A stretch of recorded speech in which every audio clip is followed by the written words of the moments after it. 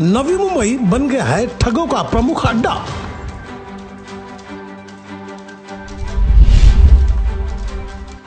नौकरी का झांसा देकर बना रहे हैं ठगी का शिकार।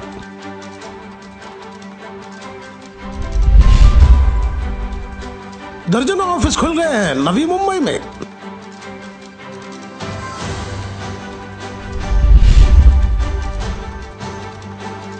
अब तक ठगों ने सैकड़ों लोगों से करोड़ों की ठगी कर चुके हैं। दोस्तों नमस्कार। नवी मुंबई में एक बार फिर शिक्षित बेरोजगार युवाओं को नौकरी का झांसा देकर ठगी का शिकार बनाया गया, जिसमें ठगों ने 2 दर्जन से ज्यादा युवाओं से लाखों रुपया वसूल कर दफ्तर में ताला लगाकर चल दिए।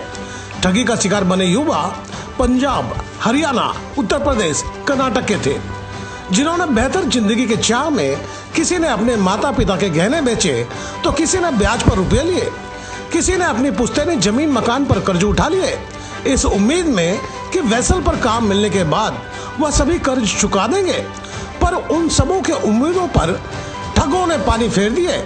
ठगी के शिकार बने बच्चे अब नवी मुंबई तुर्भे पुलिस थाने के चक्कर लगा रहे हैं, इस उम्मीद में कि उनके डूबे हुए रकम उन्हें वापस मिल जाए। पर हकीकत यह है कि रकम मिलना तो दूर, उल्टे यह सभी कोर्ट कचहरी के तारीख में उलझ कर रह जाएंगे। आरोपी मान लीजिए पकड़े भी गए तो वह जमानत पर छूटकर फिर कहीं नया दफ्तर खोलकर शिकार की तलाश में जुट जाएंगे।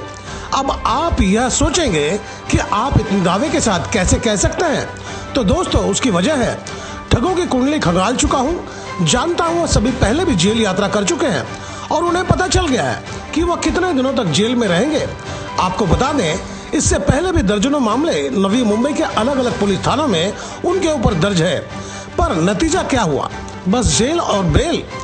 कुछ तो आज तक गिरफ्तार भी नहीं हुए। सबसे बड़ी बात इसमें यह है कि ठगों का मास्टरमाइंड कभी अपने नाम पर दफ्तर नहीं खोलता, वह मोहरों का इस्तेमाल करता है और इस बार के खेल में भी यही हुआ है। मास्टरमाइंड का कहीं इसमें कोई नामो निशान नहीं है। दोस्तों सरकारी डेटा की बात की जाए तो हमारे देश में प्रति वर्ष करोड़ों बच्चे पढ़ लिख कर कॉलेज से निकलते हैं बेहतर जिंदगी की आस लिए, पर कितनों को काम मिलता है? देखें सरकारी आंकड़ा।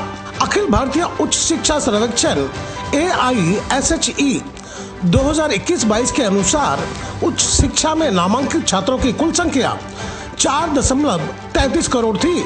इनमें से 2.7 करोड़ छात्र स्नातक के पाठ्यक्रम में थे। AISHE के अनुसार 2021-22 में स्नातक पाठ्यक्रम में छात्रों की कुल संख्या 2.7 करोड़ थी। इनमें से 1.5 करोड़ छात्र कला और 55.48 लाख छात्र विज्ञान और 46.91 लाख वाणिज्य में थे। AISHE के अनुसार 2021-22 में स्नातक पाठ्यक्रम में छात्रों की कुल संख्या 41.76 लाख थी। अब यह आंकड़ा और बढ़ गया है। सरकार कितनी जिम्मेदार है यह आप सोचते रहे। इस तस्वीर को देखें, यह पुराना नंबरधारी है जो जेल का सुख भोग चुके हैं, जान चुके हैं कि जेल की जिंदगी को अब यह किसी न किसी का मोहरा बनकर ठगी के पैसे में शामिल होकर अपना उल्लू साधते रहते हैं। मोहरा नंबर 1 नारायण विंदेश्वर झा उर्फ बंटी। मोहरा नंबर 2 आशुतोष सिंह। मोहरा नंबर 3 किरण। इनमें से प्रमुख मोहरे की तस्वीर है जिन्हें बंटी नाम से पुकारा जाता है, जिसकी तस्वीर को पत्रकारों से साझा किया गया है, जिनका काम था कि कोई गलती से दफ्तर में आकर तकाजा किए तो उसे मार पीट कर दफ्तर से भगाना। इस ठग के नाम पर दफ्तर था, कहने को मालिक यही था, पर खेल का प्रमुख सूत्रधार नदारत है।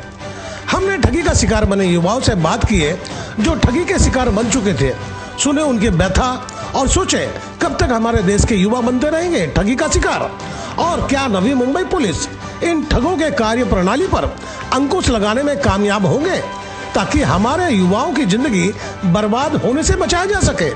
सुने ठगी के शिकार बने बच्चों ने क्या बताया। सबसे पहले आपका नाम जानना चाहेंगे? सर मेरा नाम रमन शाही है। रमन जी, कहाँ के के रहने वाले हो आप, ये सर बताएं? मैं गोरखपुर से हूँ, यूपी गोरखपुर। यूपी गोरखपुर से आप मुंबई कैसे आ गए, नवी मुंबई कैसे पहुंच गए? सर हम दरअसल कुछ समय से मैं मर्चेंट नेवी प्लेसमेंट के लिए जो वैकेंसी खोज रहा था। अच्छा। तो मुझे अपने मित्र के द्वारा एक एजेंट का पता चला जिसका नाम आशुतोष था। ओके। उससे मैंने कांटेक्ट किया, उसने मुझसे 20-25 दिन कांटेक्ट किया, बात मेरा मैं कांटेक्ट मिला, फिर उसने मुझे वैकेंसी बताई। हाँ। कि इस कंपनी में ऐसी वैकेंसी, क्या जाना चाहोगे? अच्छा। मुझे वैकेंसी पसंद आई, मैंने उसे ज्वाइन करने के लिए मैंने उसे हाँ कर दी।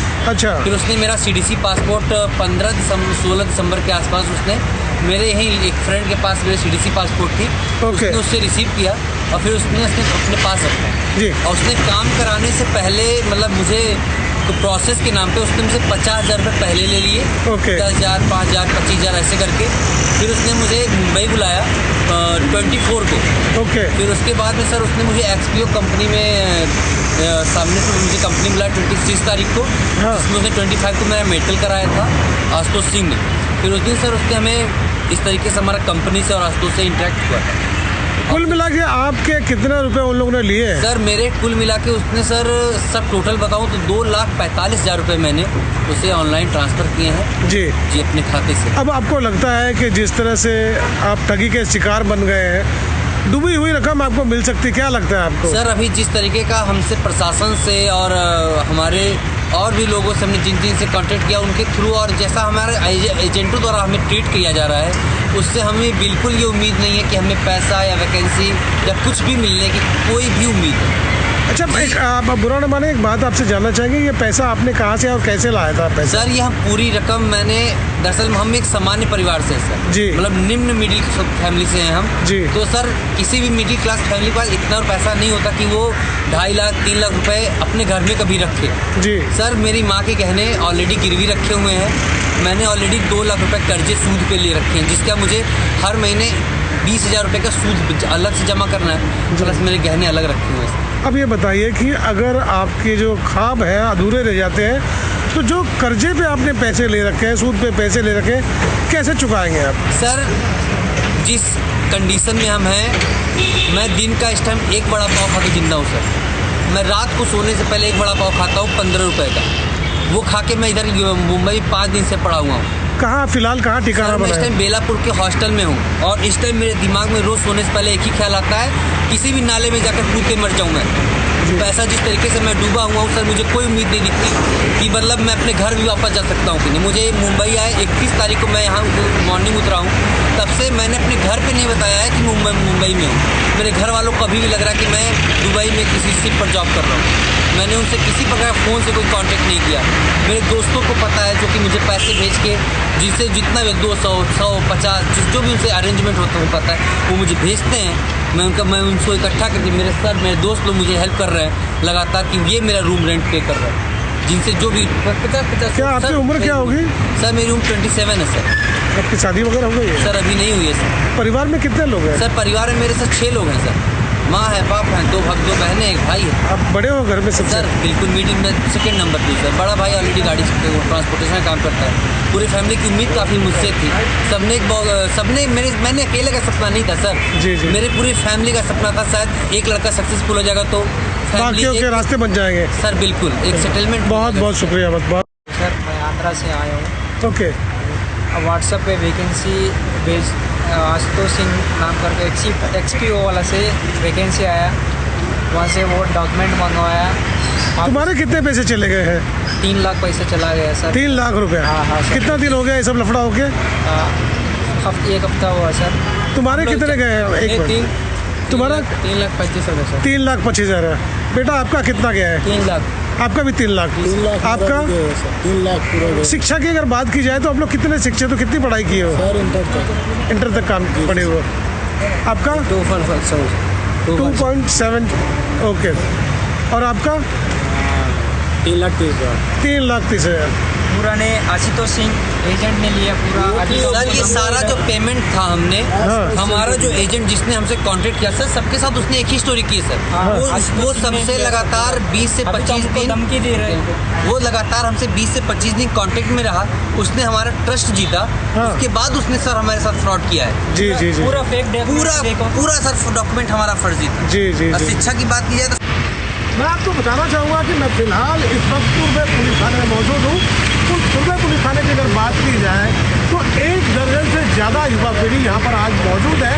वजह है ये सभी के सभी ठगी के शिकार बन गए। और आपको जानकर हैरत होगी कि इनकी जमा पूंजी कम से कम 3 लाख से ज़्यादा रुपए ठगों ने हथिया लिए, एक झूठा सपना, एक झूठा वादा करके कि आपकी ज़िंदगी बेहतर कर देंगे, सिर्फ पे बेहतर पगार मिलेगा और आपकी ज़िंदगी खुशनुमा हो जाएगी। लेकिन अफसोस की बात यह है कि इनकी ज़िंदगी खुशनुमा तो हुई नहीं, बेहद बर्बाद कर दिया गया है इनका ज़िंदगी। क्योंकि बाकी लोगों ने, किसी ने गिरवी रखकर कुछ सामान से रखकर पैसे लिए, तो किसी ने दूसरे से कर्जा लिया है। इस हाल में मुश्किल से जब वो मुंबई तक पहुँचे थे यहाँ से कि वो चले जाएंगे शिप पर काम करेंगे, लेकिन ऐसा कुछ नहीं हुआ और सब ठगी के शिकार बन गए। हालांकि इस बात की शिकायत इन सबों ने सुबह पुलिस थाने में दर्ज करवा दिए हैं। ऐसे में देखना होगा कि जांच के बाद ठग पकड़े जाते हैं या नहीं और इनकी डूबी हुई रकम मिलती है या नहीं। दोस्तों, आपको मेरी खबर बेहतर लगी हो तो लाइक करें, सब्सक्राइब करें और बेल आइकन दबा दें। अब हमें कोई सुझाव देना चाहते हैं तो कमेंट बॉक्स पर लिख भेजें। तो गोपाल साहब को दीजिए इजाजत, हम जल्द दूसरी खबर के साथ हाजिर होंगे।